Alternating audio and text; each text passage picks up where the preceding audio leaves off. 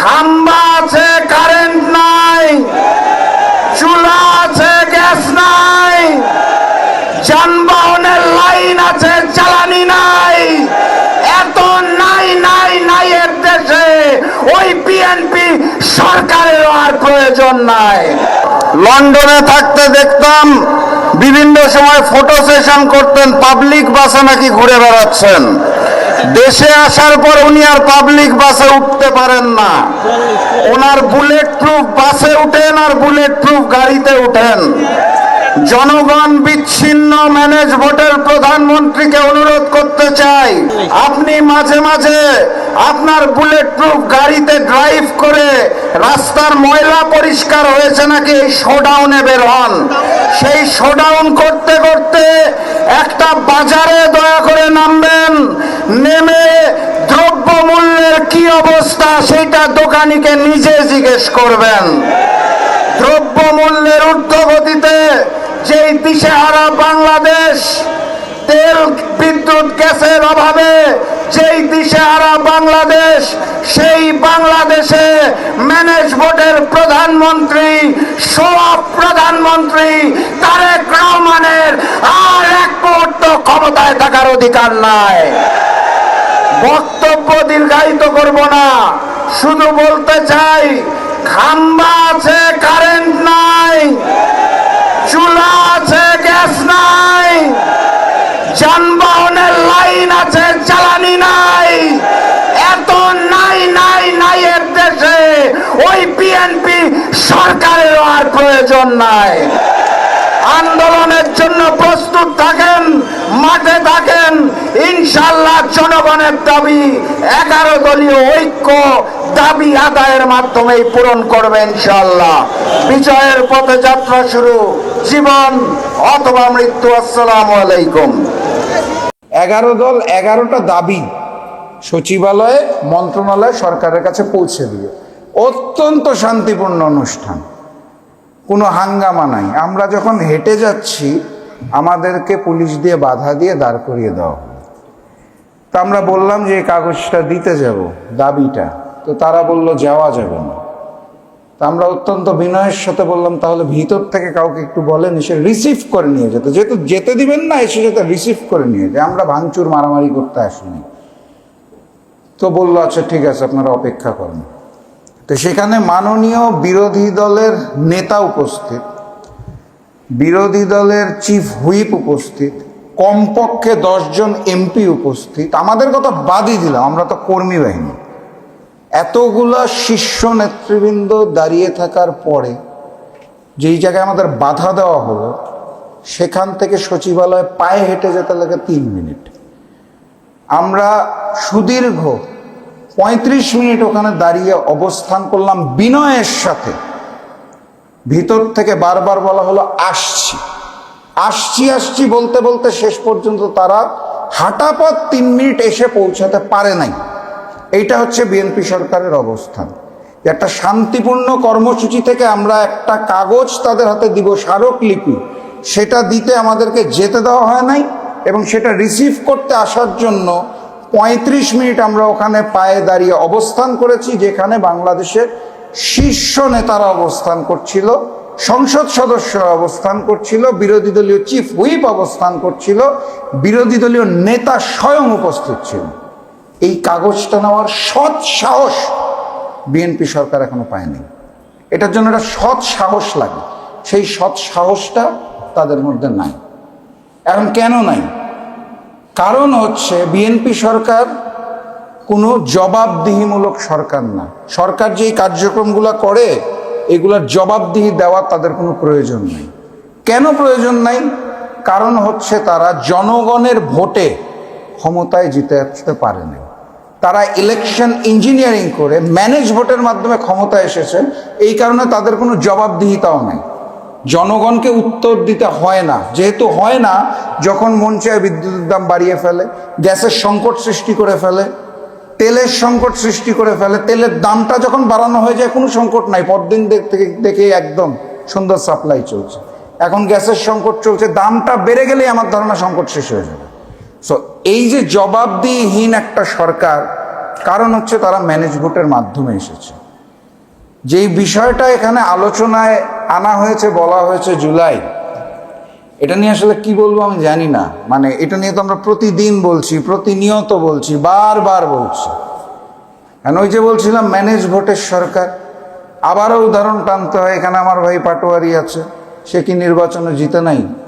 মোহাম্মদপুরে আমার ভাই মামুনুল হক নির্বাচন করেছে, উনি কি জিতে নাই?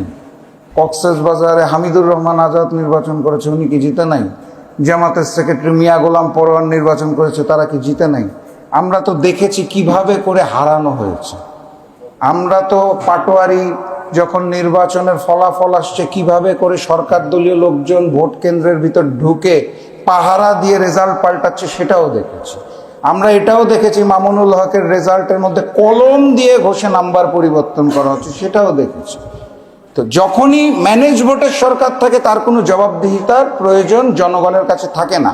এটা ফ্যাসিস্ট শেখ হাসিনার আমলেও ছিল না, এটা এই মুহূর্তে তারেক জিয়ার সরকারেরও নাই।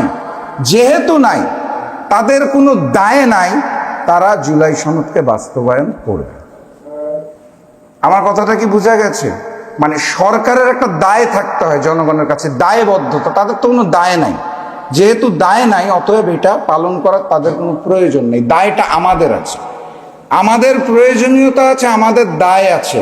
কারণ জুলাই আন্দোলনের সময় আমরা লন্ডনেও ছিলাম না, আমরা শিলংয়েও ছিলাম না, আমরা ছিলাম রাজপথে। আমরা জুলাইটাকে দেখেছি, আমরা জুলাইটাকে অনুভব করছি, এবং আমরা জানি কোন কোন সংস্কার প্রয়োজন।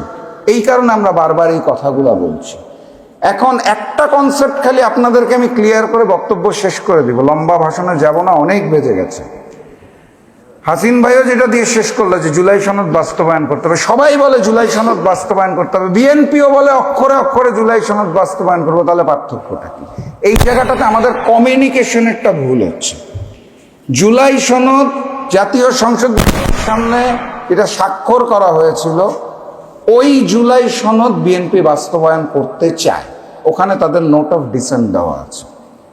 গণভোটে যখন 4টা প্রশ্ন ছিল, তখন সকল দলের সকল নোট অফ ডিসেন্টকে বাতিল করে দিয়ে গণভোট হয়েছিল। নোট অফ ডিসেন্ট কি শুধু বিএনপি দিয়েছিল? আপনারা অনেকেই জানেন, অনেকে হয়তো জানেন না, জামাতেরও নোট অফ ডিসেন্ট ছিল, অন্যান্য দলেরও ছিল, বামপন্থী দলেরও ছিল। এনসিপিটা আমার ঠিক মনে নেই ছিল কিনা। তো নোট অফ ডিসেন্ট অনেকগুলা দলের ছিল, সেই সকল নোট অফ ডিসেন্ট বাতিল করে গণভোট হয়েছে। গণভোটে জয়যুক্ত হয়েছে।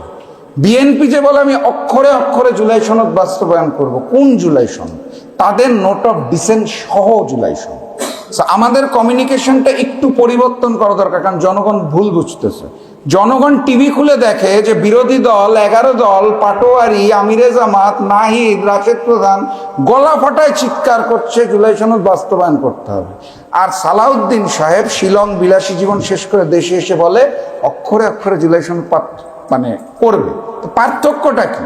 পার্থক্য হচ্ছে গণভোটের গণরায় যেটা আসছে ওটাকে বাস্তবায়ন করতে হবে, গণরায়ের আলোকে জুলাই সনদটা বাস্তবায়ন করতে হবে। ওই সংসদ ভবনের সামনে হাসি দিয়ে যে সাইন করেছিলাম নোট অফ ডিসেন্ট সহ, ওই জুলাই সনদ বাস্তবায়ন করলে কোনো সংস্কার হবে না। কারণ বিএনপি মূল সংস্কারের জায়গাগুলোতে নোট অফ ডিসেন্ট দিয়ে রেখেছে।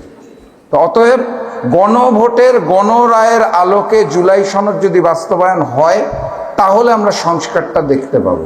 আর এখানে যে প্রশ্নটা করা হয়েছে প্রাপ্তি ও প্রত্যাশা, প্রাপ্তি তো আসলে আমি খুব একটা দেখতে পাচ্ছি না। প্রত্যাশা যেটা, সেটা সরকারের কাছে নাই, জনগণের কাছে আছে। জনগণ জুলাইতে যেভাবে করে আন্দোলন সংগ্রাম করেছিল, গণ অভ্যুত্থানে অংশ নিয়েছিল, আমার প্রত্যাশা, আমার ব্যক্তিগত প্রত্যাশা, আর গণ অভ্যুত্থান চাই না, এবার একটা বিপ্লব চাই। একটা বিপ্লব প্রয়োজন, যে বিপ্লবের মাধ্যমে পুরা রাষ্ট্র কাঠামোটাকে ঢেলে সাজানো যাবে ভবিষ্যৎ প্রজন্মের জন্য। ওই বিপ্লবের আহ্বান আমি জানাতে চাই। এটাই আমার প্রত্যাশা, যে সামনে যেই আন্দোলনটা আসবে সেটাকে বিপ্লবে রূপান্তর করতে হবে। আমরা গতবার গণ অভ্যুত্থান করেছি, বিপ্লব করতে চেয়েছিলাম, কিন্তু বিপ্লবটা করতে পারিনি। এবার একটা বিপ্লব সংগঠিত হতে হবে। সেই প্রত্যাশা এবং আশা রেখে আপনাদের খালি বলতে চাই, শত্রুগুলো একটু আইডেন্টিফাই করে নেন। পুরাতন জালিম কিন্তু আবার প্রবেশ করার চেষ্টা করছে। আমি আপার কথা বলছি না, আপারটা হচ্ছে পলিটিক্যাল স্ট্যান্ড বাজি, আওয়ামী লীগের কথা বলছি, পুরাতন জালেম, এটা আমাদের শত্রু, মনে রাখতে হবে। আমাদের নতুন জালিম তো সবাই চিনে গেছেন, সরকারে আছে জনাব তারেক রহমান এবং সালাউদ্দিন সাহেবের নেতৃত্বে বিএনপি। আর আরেকটা শত্রু আমরা মাঝে মাঝে ভুলে যাই, অনেক রঙ্গে রসে ভরপুর সিনেমা গান বাজনা দেখে টেকে ভুলে যাই আমাদের একটা চিরশত্রু আছে, তার নাম হচ্ছে হিন্দুস্তান।